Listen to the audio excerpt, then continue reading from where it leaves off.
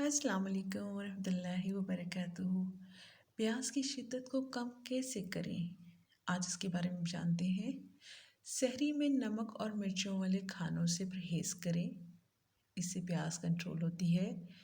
Coffee या चाय का इस्तेमाल ना करें। रोज़े के दौरान प्यास को कंट्रोल करने के लिए दही सबसे बेहतरीन चीज़ है। सहरी में दही या लस्सी का इस्तेमाल लाजमी करें। दही में 15% पानी होता है। इसके अलावा ये पोटेशियम, मैग्नीशियम और सोडियम से भरपूर होती है। सहरी में इलायची का इस्तेमाल भी प्यास की शिद्दत को कम करता है। दही में चुटकी भर इलायची पाउडर डालकर खाएं, पर ये पाउडर घर में पिसा हो।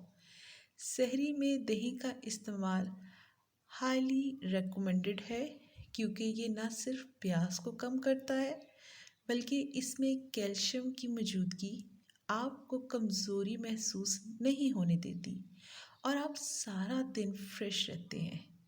सहरी में सब्जियां और फलों का इस्तेमाल जैसे केला, खुबानी, सेब, इसके अलावा चनों और ओट्स और गंदम के आटे की रोटी को भी भूख नहीं लगने देती बल्कि बचाती है, क्योंकि इसमें फ़ाइबर की मिकदार बहुत ज़्यादा होती है। अगर सहरी में वक्त कम रह जाए तो क्या करें? दही, दूध, खजूर, लस्सी, इसके अलावा ओट, केला, इनका इस्तेमाल कर लें। इनसे जिस्म को ताकत मिलेगी और ज़रूरत भी पूरी हो जाएगी और आपको भूख भी नहीं महसूस होगी। करने के काम क्या सही क्या गलत। अक्सर देखा गया है कि लोग काहली और सुस्ती के बायस सहरी नहीं करते या सोए रहते हैं। माहिरीन ने इस रवैये को इंतहाई गलत करार दिया है। इससे आप बहुत सी बीमारियों में मुब्तला हो सकते हैं।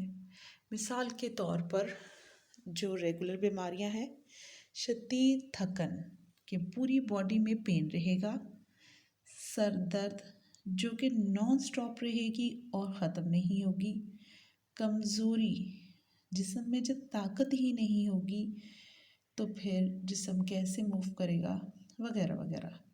और इनका कहना है कि सहरी ज़रूर करें और सहरी में ऐसे खानों का इंतखाब करें जिनमें कार्बोहाइड्रेट की भारी मिकदार मौजूद हो, ताकि वो आपकी बॉडी को एनर्जी दे। अब वो कौन सी है? जैसे रोटी और दालें वगैरह, इनमें कार्बोहाइड्रेट की मिकदार बहुत ज़्यादा होती है। अज़ान से 10 मिनट पहले ही खाना बंद कर दें। सहरी के फ़ौरन बाद ना सोएं, थोड़ी चहलकदमी करें या इबादत में मशगूल हो जाएं।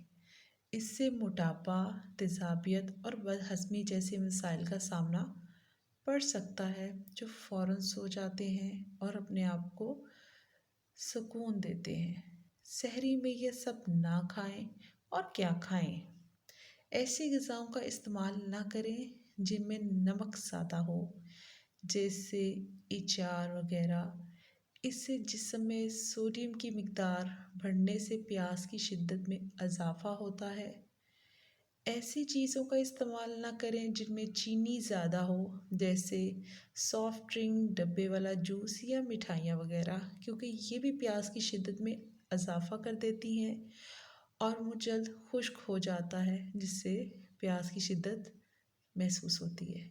सहरी में ऐसी चीज़ों का इस्तेमाल ना करें जिनमें कैफ़ीन हो, जैसे कॉफ़ी, चाय, चॉकलेट वगैरह, क्योंकि ये चीज़ें हमारी बॉडी टेम्परेचर को बढ़ाती है, जिसकी वजह से हम डिहाइड्रेट महसूस करते हैं। अगर आपको मेरी छोटी सी वीडियो पसंद आई तो लाइक, कमेंट, सब्सक्राइब कीजिएगा और बेल नोटिफिकेशन दबाना मत भूलिएगा।